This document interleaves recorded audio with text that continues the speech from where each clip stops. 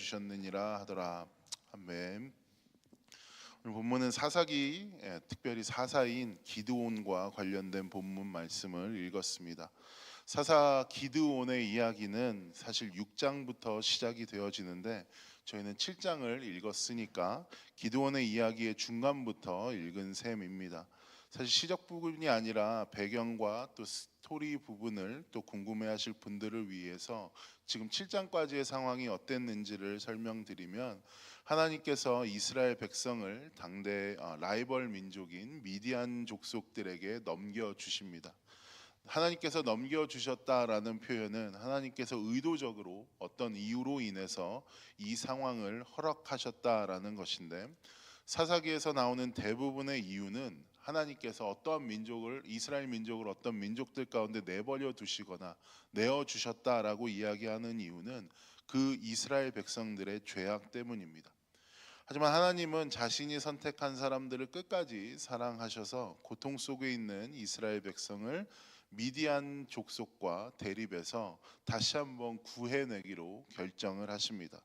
하나님께서 이스라엘 백성들을 미디안의 손에서 구원내기로 작정하시는 방법은 이 사사기에서와 같이, 어느 때와 같이 사사를 세우시고 그리고 그 사사를 통해 일하시는 것인데, 이번에는 그 기드온이라는 사람을 세우셨습니다.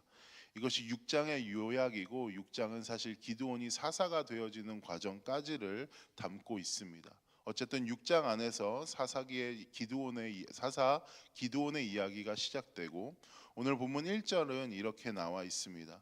여룻바알이라 하는 기드온과 그를 따르는 모든 백성이 일찍 일어나 하루 샘 곁에 진을 쳤고 미디안의 진영은 그들의 북쪽이요 모래산 앞 골짜기에 있었더라 라고 이야기를 하면서, 하나님께서 기드온을 세우셨던 원래의 목적, 이스라엘 백성들을 미디안의 손에서 구원해내시기 위한 그 전쟁이 바로 코앞까지 와 있음을 우리는 1절을 통하여서 알 수 있습니다. 이렇게 전쟁이 앞서 있는 긴박한 상황 가운데 하나님은 기드온에게 오늘 본문 말씀을 통하여 어떠한 요구들을 하십니다. 2절을 보면 이렇게 나와 있습니다. 여호와께서 기드온에게 이르시되 너를 따르는 백성이 너무 많은즉 내가 그들의 손에 미디안 사람을 넘겨주지 아니하리니 이는 이스라엘이 나를 거슬러 스스로 자랑하기를 내 손이 나를 구원하였다 할까 함이니라 라고 이야기하고 있습니다. 그리고 3절에 이제 너는 백성의 귀에 외쳐 이르기를 누군지 두려워 떠는 자는 길르앗산을 떠나 돌아가라 하라 하시니 이에 돌아간 백성이 2만 2천 명이요 남은 자가 1만 명 있더라 라고 이야기를 하고 있습니다. 하나님께서 기드온에게 이야기하시는 명령의 첫 번째가 무엇이었냐 하면 사람의 수를 줄이는 것입니다. 3절에 나와 보면 대략 전쟁에 참여한 백성은 3만 2천 명이었었던 것으로 추정이 됩니다. 2만 2천 명이 돌아가고 1만 명이 남았으니까요. 그래서 어쨌든 1만 명이 남아 있는 상태에 하나님은 다시 한번 기드온을 통해 4절에 명령을 하십니다.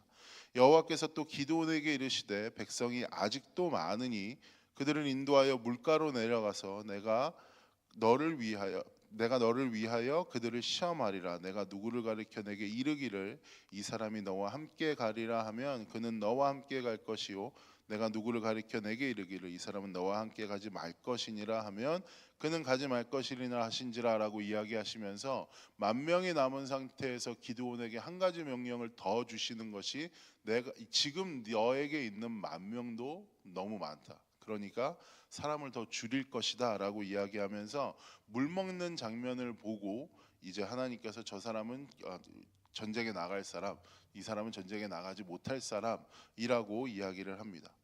혹여라도 이제 물 먹는 것이 개처럼 뭐 물에다가 혓바닥을 대고 핥아 먹었다라고 해서 그 사람들이 어떠한 영적으로 의미가 있는 것이라고 해석하시는 분들도 있고 아닌 분들이 있거든요. 그러니까 이 물을 먹는 장면에 대해서 여러 가지 해석을 하시는 분들이 있는데, 하나님께서 여러분들이 이 말씀의 맥락대로 한번 쭉 읽어보시면 하나님의 포인트는 네가 가진 사람이 너무 많다, 너에게 있는 사람들이 너무 많기 때문에 이 사람들이 결국에 전쟁을 이겼을 때 이것이 하나님의 능력으로 이긴 것이 아니라 너희들 때문에, 우리가 잘났기 때문에 이긴 것이다라고 생각을 하셨기 때문에 하나님께서 의도적으로 병력을 줄여가는 과정 중에 있습니다. 그래서 그냥 단순히 물을 마셨던 사람 중에 손바닥으로 물을 먹은 사람이 300명으로 더 적었으니까 하나님께서는 그 더 적은 숫자를 선택하셨다라는 해석도 있고요.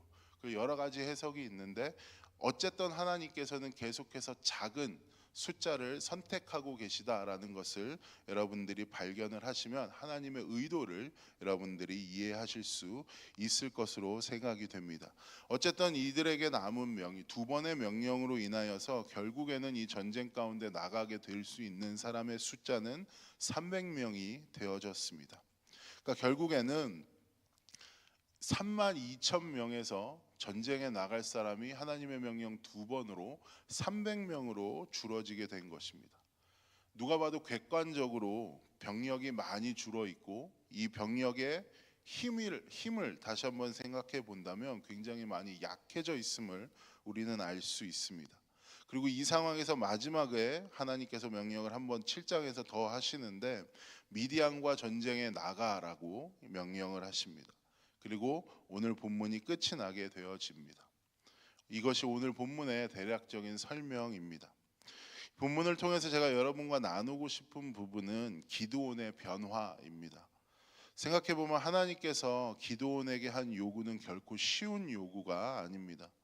인원을 줄이라는 하나님의 요구는 마치 전쟁을 앞두고 의도적으로 이스라엘이 불리해지기를 원하는 하나님의 모습인 것처럼 보여지기도 합니다. 의도적으로 계속해서 적은 숫자를 하나님이 선택하고 계십니다. 하지만 그 안에서의 기드온의 반응을 생각해 보면 기드온은 그저 하나님이 시키는 대로 그 일을 해 나아갑니다. 왜일까요? 하나님께서 이미 자신의 목적을 7장 2절에 알려주셨기 때문에 그렇습니다. 내가 그들의 손에 너희들이 지금 따르는 백성이 너무 많은즉 내가 그들의 손에 미디안 사람을 넘겨주지 아니하리니 이는 이스라엘이 나를 거슬러 스스로 자랑하기를 내 손이 나를 구원하였다 할까 함이니라. 그러니까 이스라엘 백성들의 패턴을 보아왔을 때 이것이 하나님의 도우심이 아니라 자신들의 국력이 강하거나 자신들의 병력의 힘이 우월했기 때문에 자신들이 미디안을 쳐냈다라고 다시 한번 자만에 빠질까봐 하나님께서는 이스라엘 백성을 지키는 존재, 이스라엘 백성들을 계속해서 끌고 나아갈 수 있는 힘의 근원이 자신들의 어떠함이 아니라 하나님께 있음을 다시 한번 알려주시고자 하나님께서는 기드온에게 확실한 목적을 가지고 명령을 하신 것입니다. 그리고 기드온은 이것을 알고 있었던 것입니다. 하나님께서 미디안 백성을 이스라엘 손에 넘겨주시느냐 넘겨주시지 않느냐의 문제이지 자신들의 힘에 세고 적음에 달려있지 않다라는 것을, 그리고 이 전쟁에서 이길 수 있는 한 가지 방법은 그 하나님의 주권을 인정하고 그 하나님의 주권을 의지하면서 이 전쟁 가운데 나가는 것이다라는 것을 이 기드온은 너무나도 잘 알고 그 하나님의 마음을 이해하고 있었습니다. 6장부터 나오는 기드온을 여러분이 알고 계신다면 7장에선 기드온이 많이 자라나 있는 것을 발견하실 것입니다. 왜냐하면 6장에 나오는 기드온과는 180도 달라진 모습을 보여주고 있기 때문에 그렇습니다. 6장에 처음 하나님께서 기드온을 부르시는 장면이 6장 10절부터 시작되는데 하나님께서 기드온에게 놀라운 명령을 주십니다. 내가 너를 큰 용사로 만들 것이다 라는 하나님의 음성을 듣고도 기드온은 수많은 질문을 하나님께 합니다. 그 13절이 6장 13절이 하나님께 반문하는 기드온의 질문인데 기드온의 질문 사이에 이 핵심은 이런 것들이 있습니다. 질문이지만 사실 하나님 존재에 대한 의심으로 가득합니다. 당신이 하나님이고 나를 큰 용사로 만들 분이라면 어찌 애초부터 이스라엘 백성들이 미디안의 손에 계속해서 놀아나고 있습니까? 라고 하나님을 의심하는 질문으로 시작해서 정말로 당신이 우리 조상을 구원해낸 신이 맞습니까? 라고 이야기를 합니다. 그리고 나서 당신이 정말 하나님이라면 나에게 어떠한 나를 사사로 선택하여서 구원을 하게 하시든 어쨌든 나를 쓰려고 하신다면 하나님 나에게 증거를 좀 보이십시오 라고 이야기하면서 6장 본문의 전체 내용이 기드온은 하나님께 증거를 요구하고 하나님께 계속해서 무엇인가를 보여달라고 이야기하는 장면들로 가득 차 있습니다. 그리고 하나님께서는 이러한 기드온의 요구에 응하시면서 증거도 보여주시고 또 기드온의 질문에 대한 대답도 해주시면서 반복적으로 기드온 자신이 미디안과의 전쟁에 쓰임을 받을 것이라 말씀하시지만 기드온은 계속해서 자신을 부르신 하나님을 의심하고 부정하고 계속해서 증거를 요구합니다. 6장의 끝도 사실은 그런 장면입니다. 그리고 6장과 7장 사이에 얼마나 큰 시간이 지났는지 모르지만 결국에 7장에 나오는 기드온은 변해 있는 것입니다. 그만큼 자란 것입니다. 기드온이 자라기까지 기드온이 위대했다, 기드온이 믿음의 사람이었다라고 이야기하고 또 기드온처럼 되어야 합니다라고 여러분에게 말씀을 드리고 싶지만 저는 이 기드온이 자라나고 변한 것을 보면서 한 가지 더 다른 부분이 눈에 들어왔습니다. 기드온이 자라는 데 있어서 하나님의 역할을 발견하게 되는 것입니다.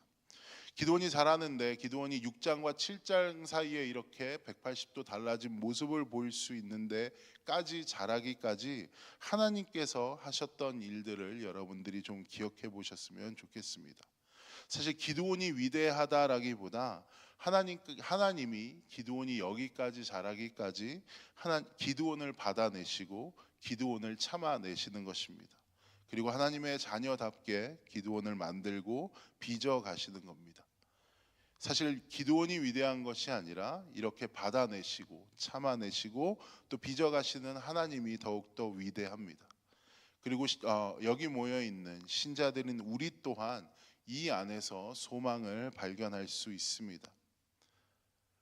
우리 또한 기드온처럼 하나님께 질문하고 또 하나님께 끊임없이 증거를 구하고 하나님께 나아간다라고 이야기하면서도 기드온처럼 뜨뜻미지근한 반응을 가지고 당신이 정말 큰 용사라면 이 세상 가운데 나에게 왜 이러한 일들이 일어나고 내 인생은 왜 지금 이 모양이고 아니면 이 세상은 왜 이렇게 돌아가고 라고 하면서 하나님께 질문을 하는 우리잖아요.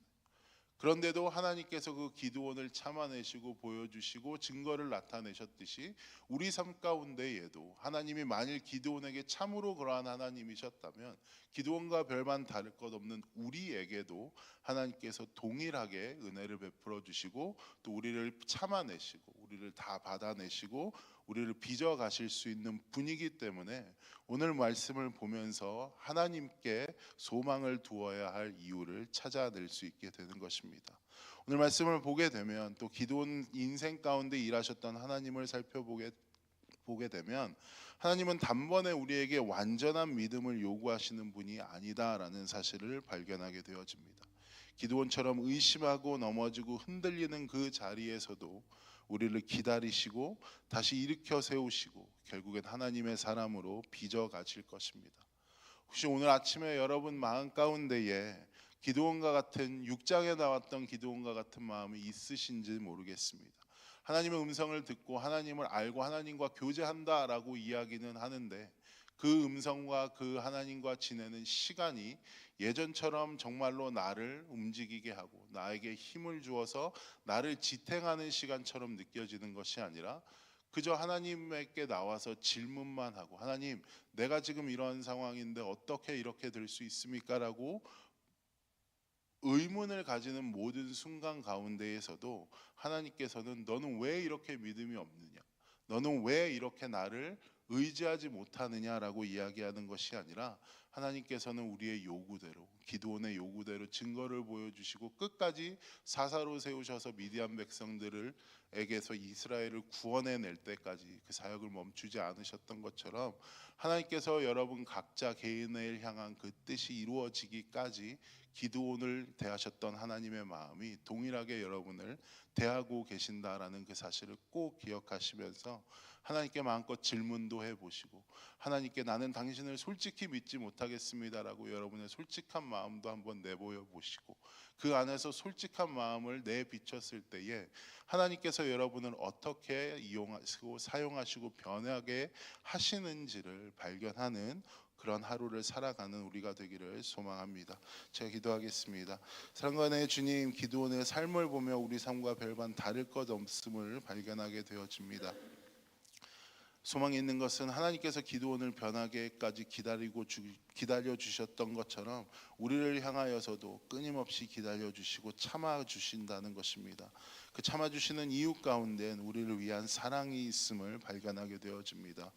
이해할 수 없고 인간의 생각으로는 도저히 받아낼 수 없고 할 수 없는 사랑의 개념과 모습이지만 그 사랑을 받은 우리라서 너무나도 행복하고 너무나도 감사합니다.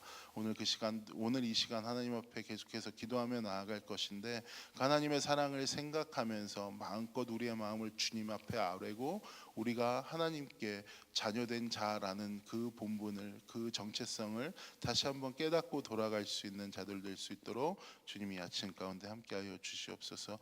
감사드리며 모든 말씀 우리를 권하신 예수님 이름으로 기도했습니다. 아멘.